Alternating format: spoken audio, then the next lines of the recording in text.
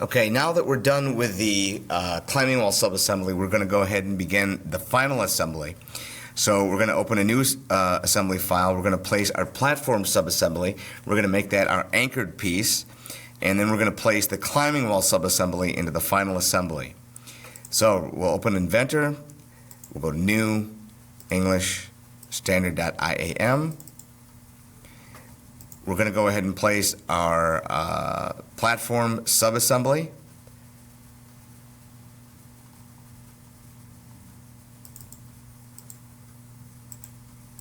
And we're going to make this our anchored piece. Then we're going to bring in our climbing wall. Ooh, that's not the right thing. I need to delete that. Let's go back and make sure we bring in the right assembly. So I need to bring in the climbing wall assembly. There it is, with the handles. And according to our directions, we need to mate the back of the climbing wall to the side of the main platform as shown below. Make sure the wall is on the correct side of the platform. So what I'm going to do is I'm going to rotate, according to the picture, it looks like it's on the opposite side of the tri-platform. So I'm going to go ahead and click this upper left-hand corner of my view cube to put me in the right orientation. Drag the climbing wall out of the way. And I need to free rotate the climbing wall so I can look at the back. So I'm going to free rotate the climbing wall so I'm looking at the smooth back. I'm not looking at the side with the handles. And what constraint am I going to put on the back of the climbing wall? And what constraint am I going to use on this side of the main platform? Correct, a mate constraint. So constrain, I'm going to mate the back of the platform or climbing wall to the platform. Click apply. All right, now I've got 2 degrees of freedom left. Now what I want to do is I want to constrain this side. I've got my glue or my mate on the back side. Now I need to mate this side to the front of the main platform. So I'm going to go to constrain. Now what constraint am I going to use, a mate or a flush? Correct, I'm going to use a flush. So I'm going to flush the side of the climbing wall to the front of the main platform. Click apply. Now I should have 1 degree of freedom left. Should slide up and down. What constraint am I going to use to constrain this vertical motion around the y-axis? What constraint am I going to use? Correct, a flush. So go to constrain, flush. I'm going to click the inside of this notch because it's this notch that I want to be flush with the top of the main platform. So I'm going to click the notch, click the top of the main platform, click apply. The climbing wall is now fully constrained. I'm going to go home. Okay, so now we have the climbing wall in. According to our instructions, what's next? Now we're going to bring in the monkey bar subassembly. We're going to flush the outside. We're going to mate the back of the tallest ladder side to the main side of the main platform opposite the climbing wall. We're going to mate the top edge of the ladder to the top edge of the platform. And then we're going to flush the outside of the monkey bar beam to the side of the main platform and offset 18 inches in order to center it to this side of the platform as shown below. So I'm going to go ahead and bring in the monkey bar, and according to our directions, the tallest ladder should be facing the main platform. So go back to Inventor. We're going to bring in our monkey bar subassembly.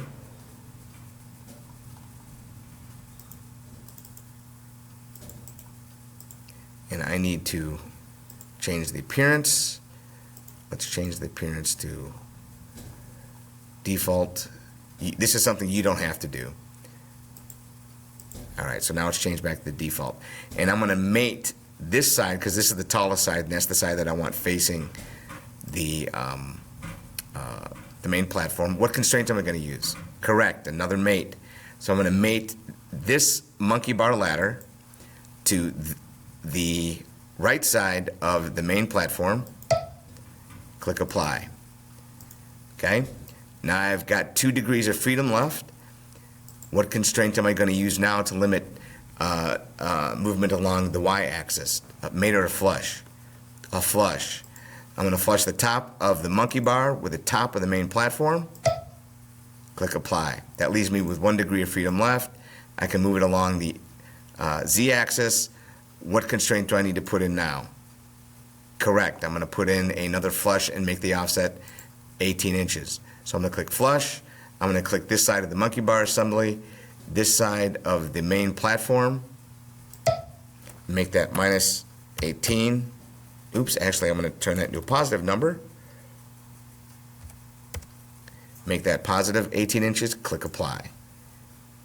Close out the constraint dialog box. The monkey bar subassembly is now constrained. Now, what's next? The tunnel slide. We're going to bring in the tunnel slide and constrain that opposite of the monkey bar subassembly. Now, what we need to do is a little different than what's in the direction, so just follow along. So what I'm going to do is I'm going to place our tunnel slide into our assembly, and what I'm going to do is I'm going to mate the front of the tunnel slide, and then I'm going to rotate the whole assembly around. So I'm going to click this corner, the upper right hand corner of my home cube, my view cube, and I'm going to click the back side of the main platform, click apply. Okay, now I've got that done. Now I've got 2 degrees of freedom left.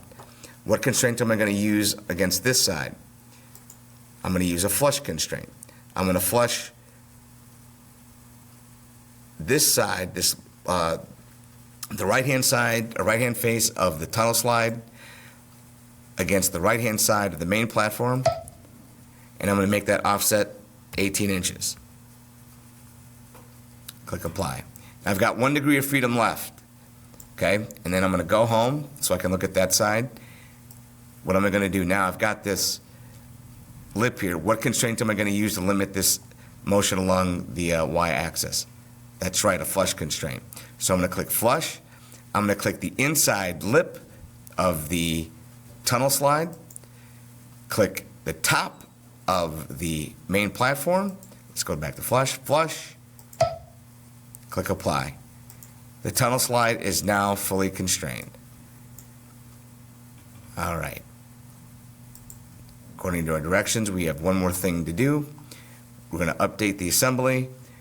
We're going to put on the spiral slide.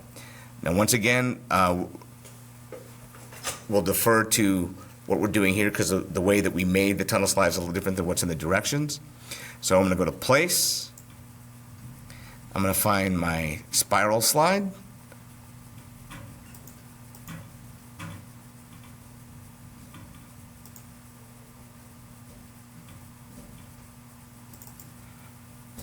Right click OK.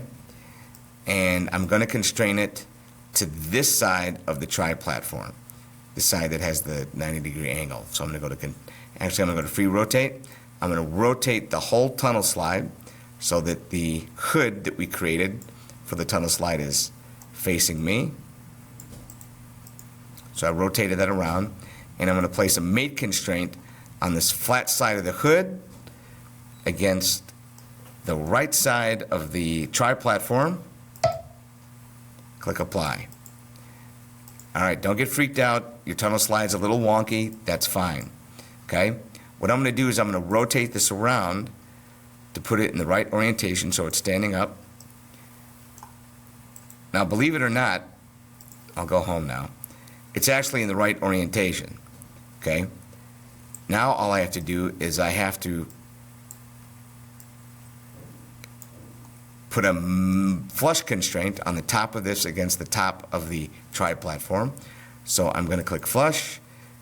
I'm going to flush the top of the spiral slide against the top of the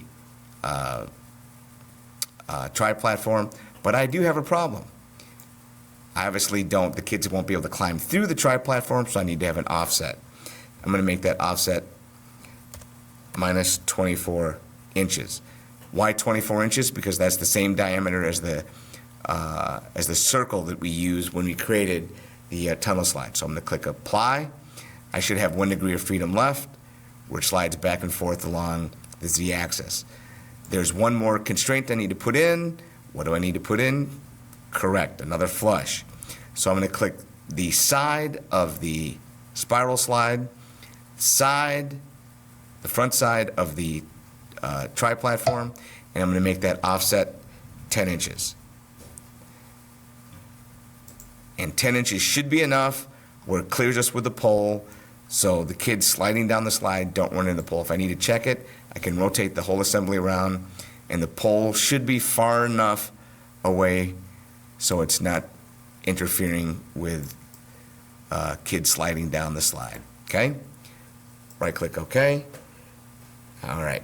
Now, we got one thing left to do, and now we're going to start placing the crayon poles. Okay? I'm going to go to place. I'm going to bring in a crayon pole. The crayon poles are a little different. So I'm going to bring in a crayon pole. Okay? What I'm going to do, if I refer back to my instructions, the crayon pole I want to constrain against this pole. And I want to put the crayon poles in the corners. So that means I'm going to put crayon poles in this corner here, this corner here, and this corner over here.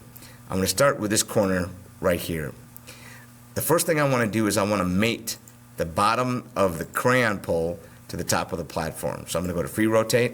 I'm going to turn the crayon pole upside down, so I'm looking at the underside of it, the bottom of the crayon pole. Constrain.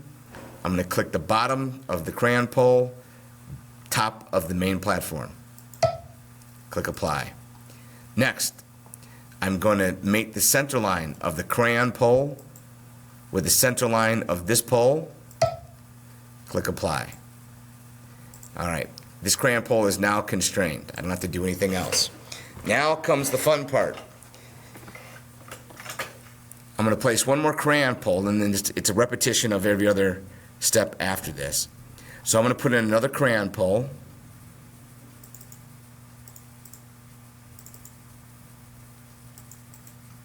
I'm going to do exactly the same thing. I'm going to free rotate. I'm going to rotate the bottom of this crayon pole so I'm looking at the back side of it. Constrain.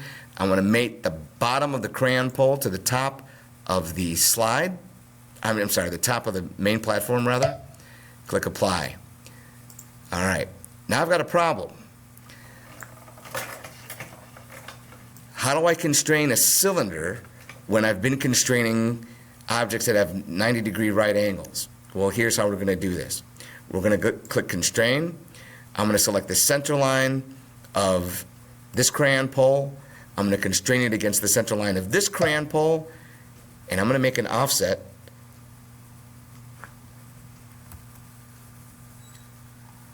of minus 7.5 inches. Minus 7.5 inches. And then click apply. Okay? Don't worry about if it's out here like this. That's fine. Because what's going to happen is the center line of this crayon pole is now aligned to this crayon pole, and it's offset 7.5 inches. But I need to make one more constraint, because again I need to limit and constrict its degree of movement so that it doesn't rotate around the axis of the other crayon pole. So what constraint am I going to possibly use to constrain it so that it does not move and revolve around the center axis of the other crayon pole? Correct. I'm going to use a mate constraint. So I'm going to select the center line of this crayon pole. I'm going to select the right-hand side of the main platform, and I'm going to make an offset of minus 4 inches. Click apply. You repeat those steps until you have crayon poles all around the main platform and enough to keep the kids from falling off. That is how you make the PLTW playground.